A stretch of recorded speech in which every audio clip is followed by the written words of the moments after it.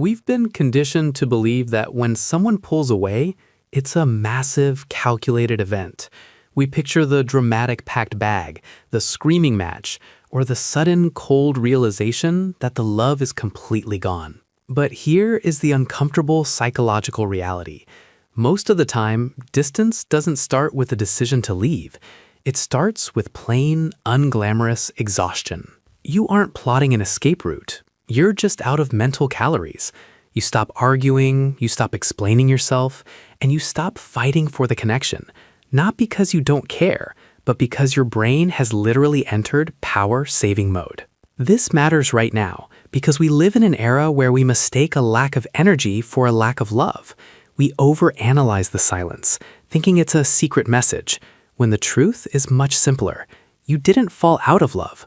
Your emotional RAM is just completely full, and the system is freezing. Why does exhaustion masquerade as distance? In psychology, this is called allostatic overload. Your nervous system is basically a shock absorber. When it handles too much chronic stress, from constantly walking on eggshells, over-explaining yourself, or just carrying the mental load of a relationship, the shocks wear out.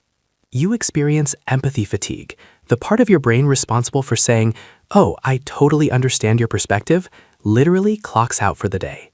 We think of distance as geographical, but psychological distance is a survival mechanism. Your mind puts up a buffer zone because if it lets one more emotional demand in, the whole infrastructure is going to collapse. You agree to things you hate just to end the conversation.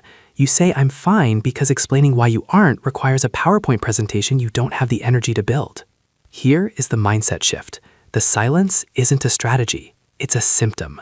When the distance starts creeping in, your partner might accuse you of pulling away, but you haven't taken a single step back. You've just stopped doing the emotional heavy lifting required to close the gap.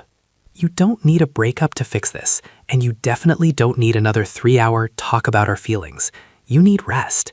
You need to recharge the battery before you can even remember why you bought the phone in the first place. Sometimes the bravest thing you can do for a relationship isn't fighting for it. It's just taking a nap. If your emotional battery is currently in the red, hit that like button to let the algorithm know you're recharging.